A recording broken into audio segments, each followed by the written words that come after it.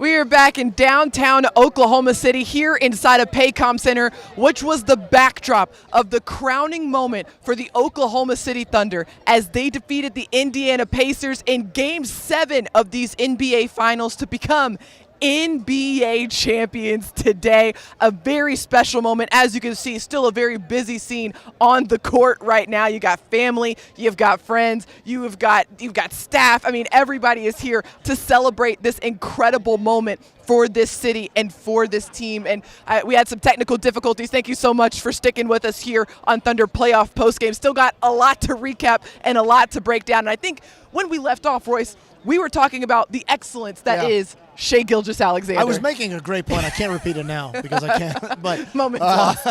For sure. My brain doesn't work that way. But the point is that SGA, when you think about his season, what I was kind of saying is that when you rewind it out and you zoom out on him, this is one of the greatest seasons in NBA history individually. Obviously, to pay it off with an NBA championship, the dominance of this team throughout the regular season, but him specifically winning the scoring title, the Western Conference MVP, the NBA Finals MVP, the overall MVP.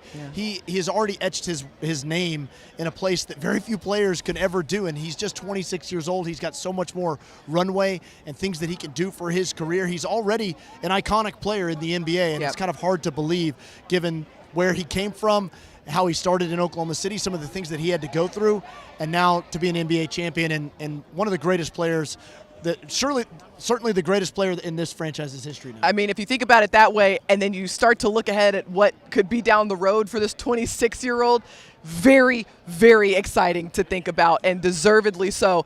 Finals MVP in this building here today. Let's get you back over to the press room because Mark Daigneault is at the podium addressing the media. Let's listen in.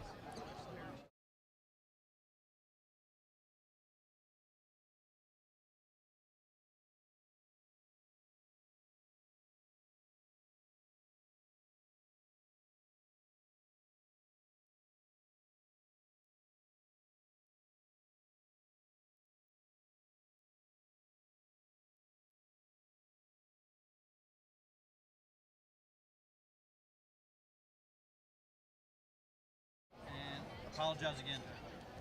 We apologize for the technical difficulties there as we try to get Mark Daigneault's audio up on that press conference, but I'm sure he was making excellent points there, as he always does. Mark Daigneault, we could talk about him too. Just the fact that he started here 5 years ago as head coach for the Oklahoma City Thunder, but before that was G League head coach for the OKC Blue for several years, won a G League championship as well, now adding to his collection as NBA champion. Yeah, I mean, and it's when you think about Mark, I mean, he's such a testament to this organization and the developmental mindset that it takes holistically across the board. And I think that, Mark, again, he was not, a former player. He was not a college head coach. He came to the Blue really just kind of as an unknown 29-year-old himself. Had never had head coaching experience, but Sam Presti in the front office obviously saw some potential in him, liked what they saw. And then even when he was promoted to head coach, replacing Billy Donovan, a lot of people were kind of like, who? That's who they went with there.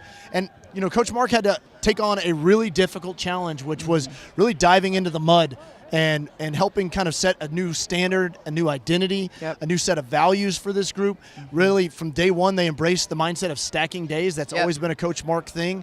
And the whole concept of that is that day by day, you've got to stack them up if you've got a goal in mind. And you may make a little bit of progress one day, a lot of progress the next day. Sometimes you might see a block fall over and fall off, but you got to keep stacking them up. And eventually it could pay off for something that you want at the end and what your ultimate goal is. So, I mean, Coach Mark has really set so many standards for this entire group and team, and obviously the group just loves him and really rallies behind him. They listen to him, and he's already, we talk about Shai being so young. Coach Mark's a young man himself and one already of the youngest in the NBA championship head coach, which there's not a lot of people in the world that can say that. Incredible stuff for Mark Daigneault, and one of my favorite things was you watch his career unfold is the fearlessness for him to try new things, to keep an open mind when it comes to players, when it comes to roles on this team. You see him, being able to be uncomfortable trying different things, and that's why this team has been so adaptable throughout the regular season. It's because he's willing to go through everything and anything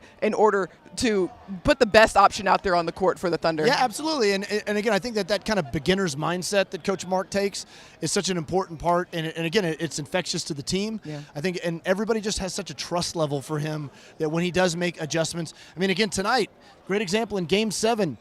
The starting lineup is not the group that comes out to start the third quarter. Nope. He goes with Alex Caruso there instead of the double big. And nobody bats an eye. They have such a trust level in Mark because they understand that his ultimate goals are the same, and there's such a synergy between the team and him. Again, he speaks their language. He takes an empathetic approach that he really can relate to the players without, which I think is highly unusual in the fact that he didn't play in the NBA. And again, he's not somebody that comes from that NBA background, but he's able to relate to them in a way that they have such a respect level for him. So, I mean, we talk about the developmental successes of this team, Lou Dort, Shai Gilgeous-Alexander, Aaron Wiggins, all these guys down the line. Coach Mark's right there at the forefront of it. And not to mention the fact that in the NBA Finals, you're going toe-to-toe with one of the best and most seasoned coaches in the NBA, in Rick Carlisle, who has won an NBA championship and who is out there playing chess every single game, adjustment after adjustment, and Coach Dagnall putting together an awesome series for the Thunder. Yeah, honestly, that was one of the best matchups of the series, yeah. honestly, is going head-to-head with Rick Carlisle there, because Rick Carlisle, like you said, he's got championship pedigree himself. He's one of the most difficult coaches to coach against because of the way that he approaches. He's really kind of an evil genius, so it was not an easy matchup for Mark, but,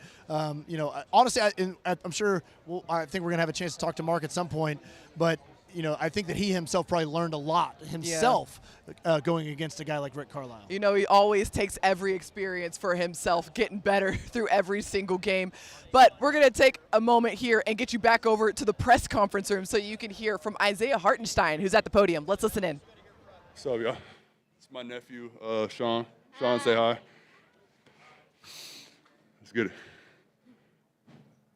Jenny here in the second row. Isaiah, Jenny Carlson with the Oklahoman. 2 questions. Just talk me through the emotions of this moment.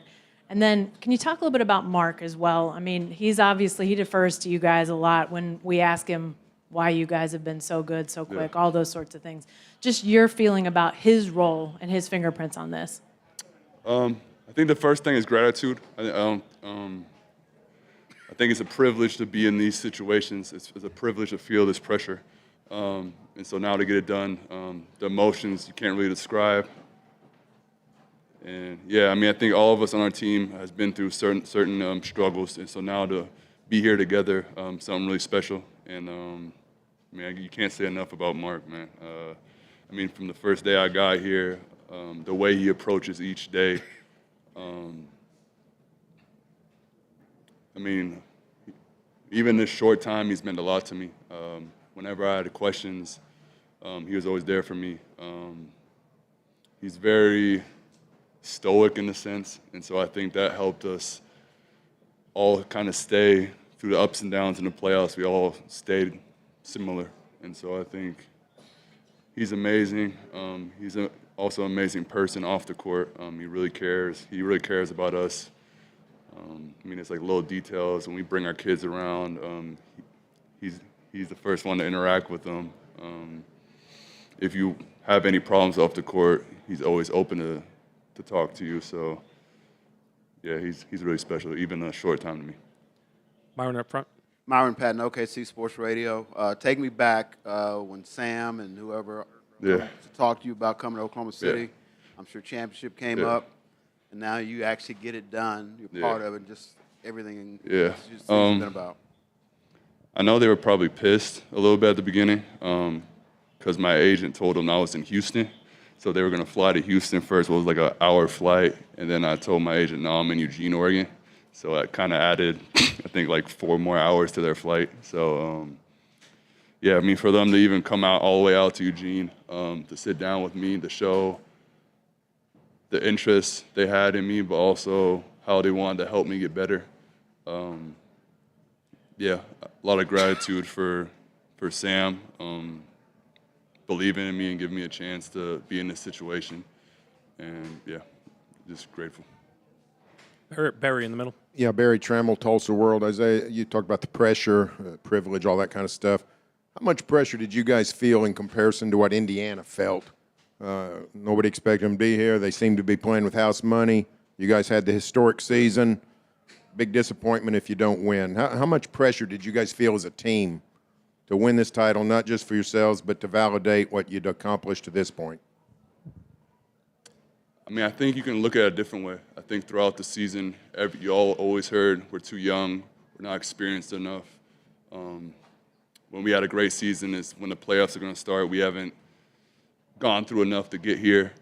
And so I think the Pacers and us are kind of similar in that sense where the world kind of doubted us for a sec. And, yeah, I think we just proved that we wanted it more. And I think, again, a lot of respect for the Pacer team. I think they did an amazing job. I think Rick, their coach, did an amazing job. Just his in-game adjustments, how he approached each game. And so there's a lot of respect to them, too. Fred, second row here. Matthew. His name is not Fred. His name is Matthew. It's a cover-up name. Thank you for that. No I problem. would say congratulations, but I don't want it from you anyway. I don't know if I'd mean it.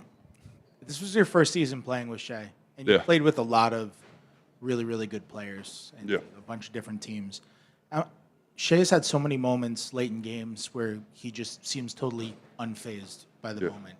What's your perspective of his composure? Where does that come from? How's that trickle down to the rest of the team? I think he has a unique mindset. I think he gives us a lot of confidence, just how, I mean, like we say all season, he's always 0 on 0. I don't think he ever gets too high, he gets too low. A great leader on and off the court. But then he also puts the work in. I mean, if you see him on a daily basis, the work he puts in on and off the court, the way he leads. I mean, yeah, like you said, I've been with a lot of players, I've been with a lot of superstars, but just how egoless he is really makes him special. And yeah, I mean, I wouldn't have thought it when I played with him in the Nike Hoop Summit that he would be now MVP, Finals MVP. And so again, you have to respect his work ethic for sure. Tanya. All smiles for Isaiah Hartenstein post-game, deservedly so, a newly crowned NBA champion. And with us now, this is a very familiar face for all Thunder fans, my sideline buddy, Nick Gallo. Nick, you have been with this team since 2012. Coincidentally, the last time this team was in the NBA Finals, your job as sideline reporter has been to just chronicle this team to where they are now. What's going through your mind as you see that Larry O'Brien trophy hoisted at center court? Well, I just think about all of the people who have worked tirelessly, relentlessly to get this team to this milestone, to this point, standing there next to the sideline, next to the bench tonight, and seeing the people who, behind the scenes, you have no idea how much work, how much sacrifice is going into this, and they've all poured all of themselves into this. And of course the players are a massive, massive part of that too. But just to see these people that we get to follow alongside of and work alongside of, it was so special to see them rewarded with this tonight. First of all, Nick, I kind of like being on this side of this. Get to hold The the microphone. tables and have be the- turned. I get to pretend to be Nick Gallo for a second. Just personally for you, I mean, you talked about thinking about that for this, everybody that had to put in so much work to get here. But you yourself, I mean, this is a pretty awesome moment for you too. So what's this like for you? It's just such a special thing for me and for my family because Oklahoma City has become my home. I moved here in 2012 when I was 23 years old, and this place, from literally the first day I was here, has embraced me and embraced my family the same way that they have done the team and the players. And I think that's what made Game 7, having that here in Oklahoma City, so special. And as I talked to the players after the game, to a man, they all said that it was so perfect because this group of fans, they came out and they were that sixth man for this team. They buoyed them in that second half, and in that third quarter helped spur on that run. And that's the type of support that this team has had through every up and down that they've had over the last 17 seasons. And we saw it all kind of come to fruition tonight. Well said. Nick, you've had the insight in this team all season long. You were in the locker room here post-game with the champagne showers. You've been able to talk to some of the players. What are some of your biggest takeaways from getting a chance to interact with the guys here? Well, what's blown me away is just how effusive that they've been and how eloquent that they've been. Moments after winning the biggest thing that you can possibly win in basketball. I mean, every single one of them has just been so focused on the gratitude that they have for one another, the team-centric nature of what's happened all season long, and the fact that, look, that they earned this right to be here at home, and they took advantage of it, and how thrilled they are to be able to bring a championship to OKC. I cannot wait to see a banner up there in that rafters. Oh, we are counting down the days, and Nick so eloquently said, I mean, I'm surprised. I know you're excited, too. I know this is a big deal for all of us as well, and so thanks so much for joining us. Thanks for taking the time. Thank you all. Thanks. All right, stick with us here on Thunder Playoff Postgame. We got more coming for you as we break down this incredible victory for Oklahoma City, the newly minted NBA champions. Let Love's be your partner on your summer RV trip. Fuel up, grab a bite to eat, and stay the night at one of our 90 RV stops. Reserve an RV spot overnight and turn on amenities from your phone. With over 420 dog parks, we've even got your furry family members covered. We're the perfect pit stop for your next road trip. Love's, the heart of the highway. Last year, 35% of all auto accident deaths were rollovers. If you've been in a wreck, don't hesitate to call us.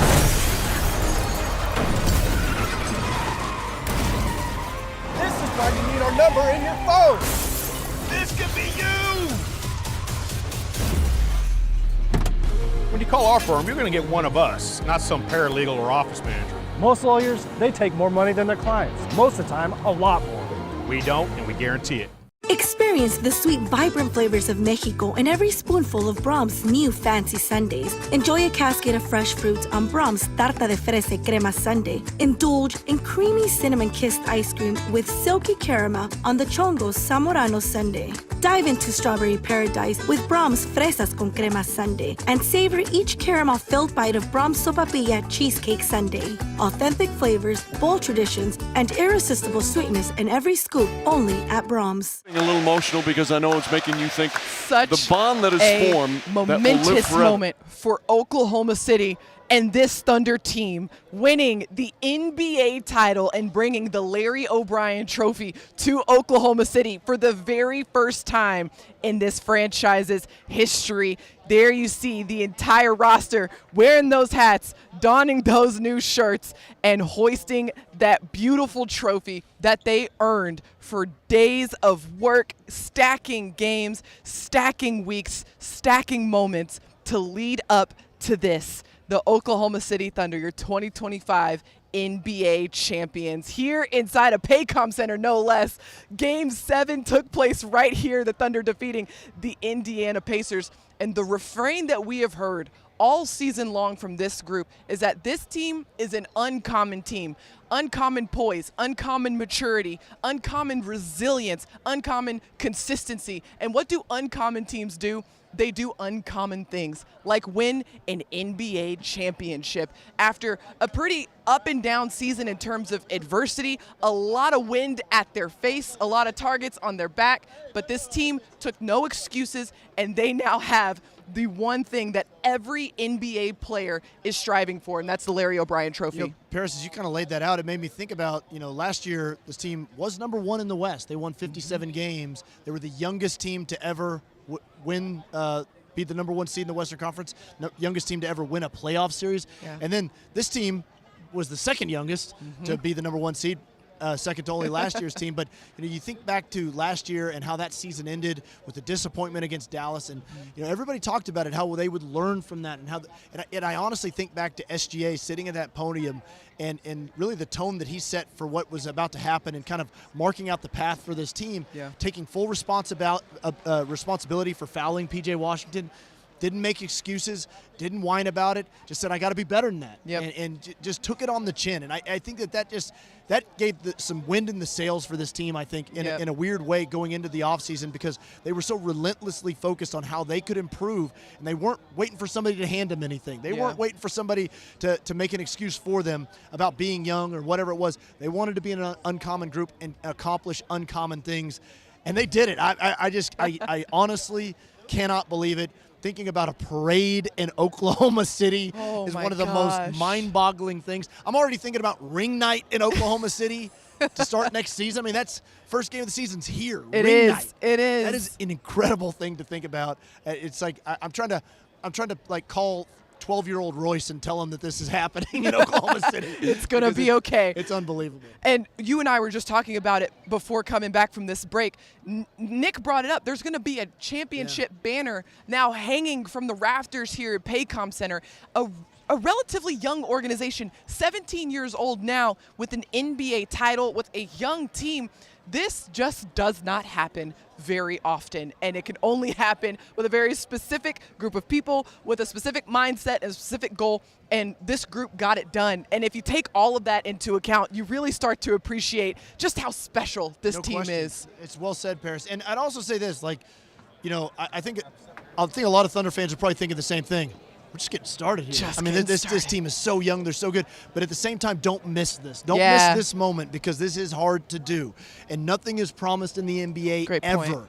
And so, you soak it in. You embrace this. You enjoy this. Of course, this team is going to get back. We heard it from Chet. He personally can't wait to get back in the gym and start grinding again. And that's the approach this entire team is going to take. But you can't miss this moment. This is one of the hardest things to do in all of sports. Soak this in, embrace it, and just relish the fact that this Thunder team was able to accomplish this. An absolutely historic moment for this franchise and this team and this city. The Thunder, your 2025 NBA champions. Incredible to say those words out loud, and we're so glad that you were able to be here to witness this alongside us. Once again, the Thunder walking away victorious, and the Thunder, your 2025 NBA champions. For Royce Young, I'm Paris Lawson saying thank you again to all of the amazing fans who have watched our coverage of the Thunder all season and throughout the postseason. Good night from a festive and joyous downtown Oklahoma City.